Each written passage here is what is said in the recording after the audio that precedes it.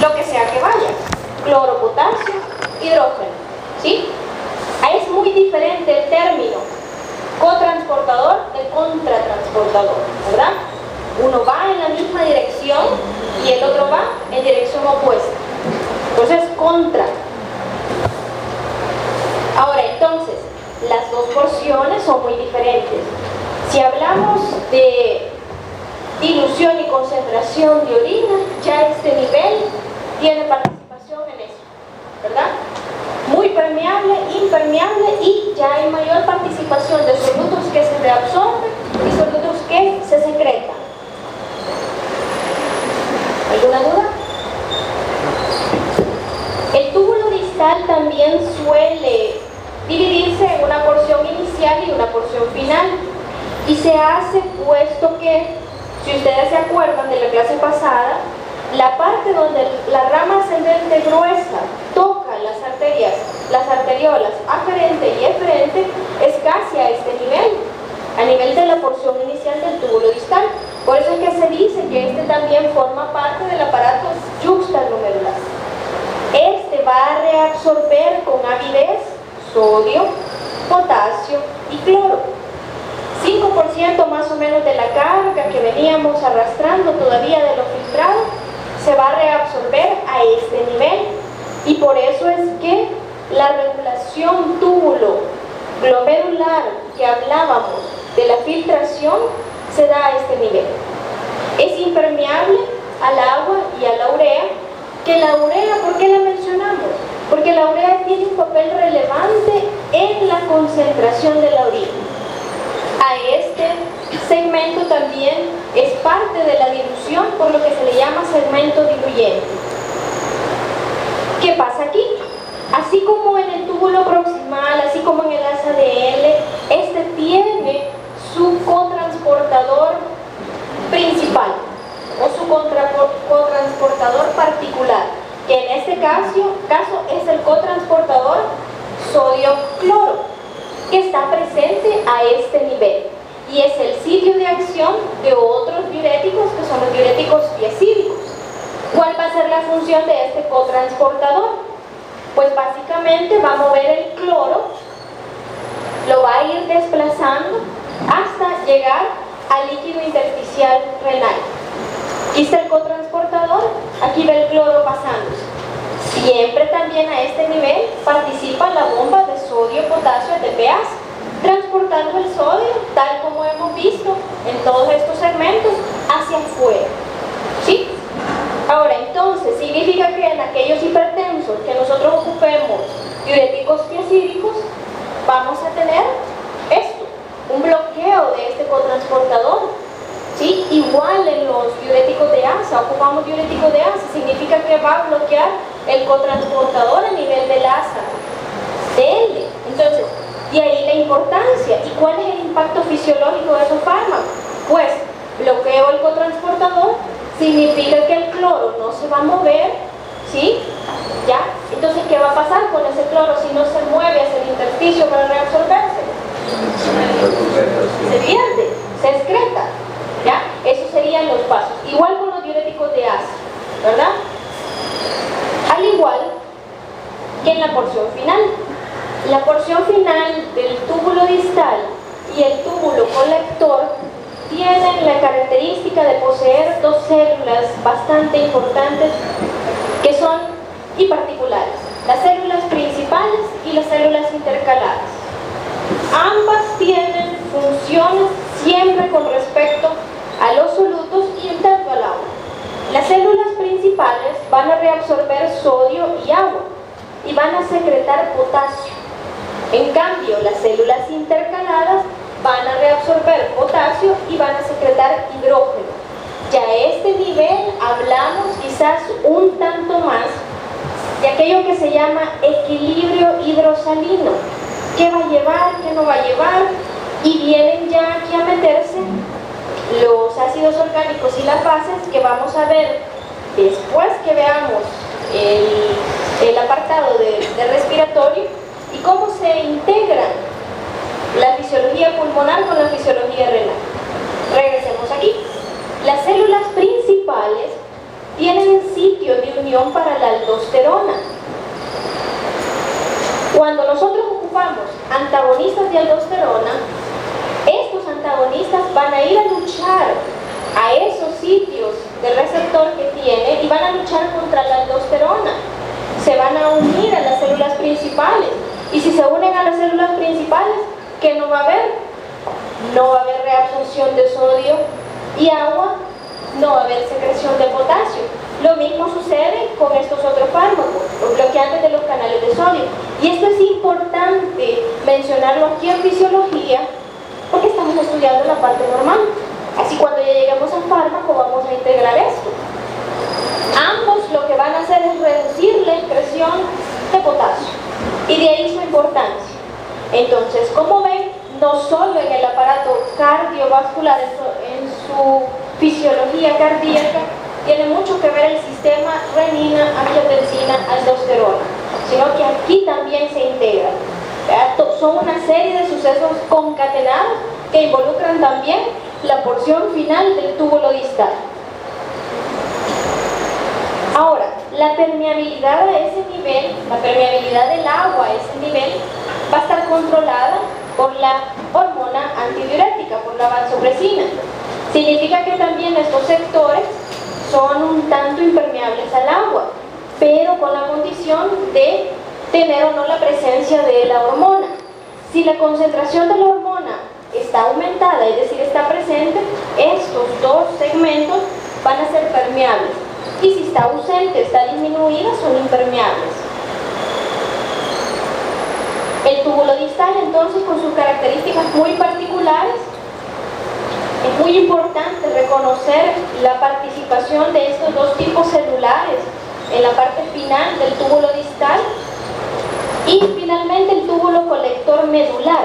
¿Se acuerdan que ese también tiene una porción cortical y medular? La porción medular, aquí, si bien es poco, menos del 10% de la carga de agua y sodio filtrado se reabsorbe en este nivel, pero tiene mucha importancia, puesto que siempre su permeabilidad está determinada por la hormona antidiurética. A este nivel sí hay permeabilidad a la urea, porque hay transportadores específicos para la urea a ese nivel, y hay una secreción también activa de iones hidrógenos. Significa que aquí se le dan los últimos toques a la orina, y de esto va a depender si aquella orina tiene 50 miliosmoles o tiene hasta 1200 miliosmoles de osmolaridad. La próxima clase trata de eso, y ahí es donde el papel de la urea es tan particular y tan importante. Entonces, ya después que hemos visto eso, podemos determinar quiénes van a participar en la regulación de la concentración o dilución de la orina. ¿Sí? ¿Alguna pregunta? Todo, así como la filtración tiene su control, así también la reabsorción tiene su control. Y en la reabsorción tienen un papel bien importante las hormonas. Hay una serie de hormonas que actúan a diferentes niveles tubulares con diferentes efectos. Todas estas se integran. En alguna medida todas participan y de acuerdo a la necesidad que tenga el organismo o al mantenimiento de la homeostasis que trata el organismo de realizar. Entonces, como ven, si nos centramos en la aldosterona tiene lugar de acción en el túbulo y en el conducto colector. Básicamente, lo más importante en todos los niveles, no solo aldosterona, sino que todos los niveles, sigue siendo la reabsorción de cloruro de sodio. Reabsorción de cloruro de sodio. Y en alguna medida de agua. ¿Por qué? Aldosterona y angiotensina se activan cuando hay descenso del volumen plasmático, cuando hay descenso de la presión arterial, y lo hacen, se activan y generan toda esa serie de pasos con tal de recuperar el volumen, ¿ya? Recuperar la presión arterial, ¿sí? Y por eso es que sus funciones importantes son estas. Ahora bien, vamos de la mano de potasio y vamos de la mano en algunos casos de hidrógeno, ¿verdad? Como en el caso de la angiotensina 2. Entonces, ¿Cuántos sistemas se integran en renina, angiotensina, aldosterona? Son muchos, ¿verdad? Desde cardiovascular, renal, participa también el hígado, donde se almacena el angiotensinógeno, que es el producto inicial que nos va a dar lugar a angiotensina 1, luego angiotensina 2. Y básicamente, pues, la glándula suprarrenal, donde está renina. La renina, ¿a quién activa? A la aldosterona. La aldosterona se mueve a la célula intercalada y la célula intercalada hace su función normal ya en presencia de la aldosterona. ¿Sí? Entonces, desen el tiempo para entender esto, que hasta pulmón anda por ahí metido, ¿verdad? Porque de esa manera van a comprender cómo, ante los descensos de la presión arterial o ante los descensos del volumen plasmático, se dan una serie de mecanismos para tratar de compensar la pérdida de volumen que ha habido o la pérdida de la presión arterial. ¿Sí? Bueno, ¿cómo vamos a evaluar entonces la función renal en un individuo, ya que conocemos lo que sucede con su filtración, reabsorción y secreción? Pues existen varias formas. Vamos a estudiar el método del aclaramiento, la depuración.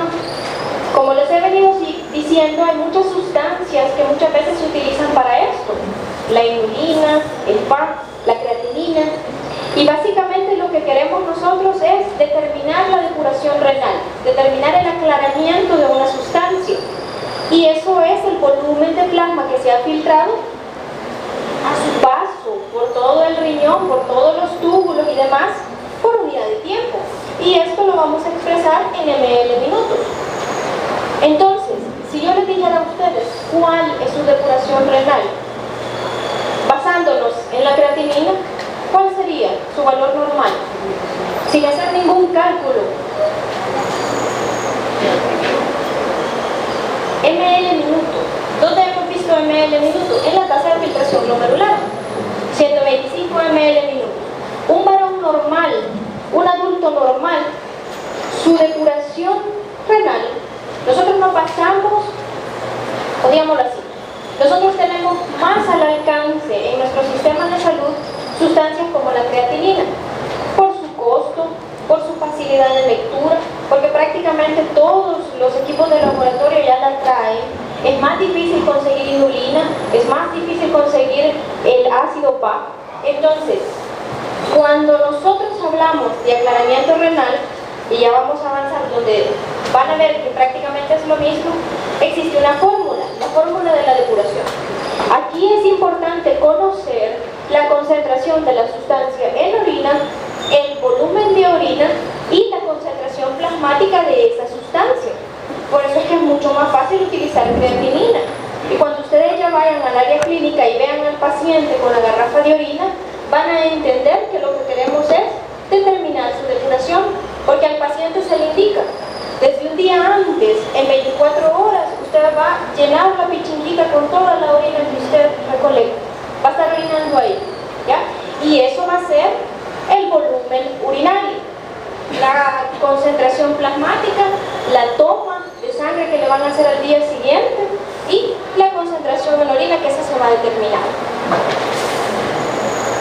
Entonces, si hablamos de los marcadores que tenemos, la inulina tiene la ventaja de que no se reabsorbe, no se secreta, por lo tanto lo que se filtra sale, pero es muy cara y se tiene que inyectar, entonces trae sus ciertas complicaciones y por eso es más fácil, a pesar de que es la sustancia ideal, utilizar creatinina. La creatinina, como saben, es el producto final del metabolismo del músculo. Y esta en una pequeña cantidad se va a secretar. Y otra cosa muy importante es que nos ha servido para determinar que la concentración plasmática va siendo inversamente proporcional al filtrado.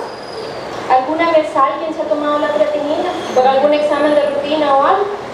¿No? Normalmente los libros mencionan de que una persona, un varón normal, una mujer promedio, andará entre 0.5 y 1.2 miligramos por decilitro, pero eso varía, ¿verdad? Varía.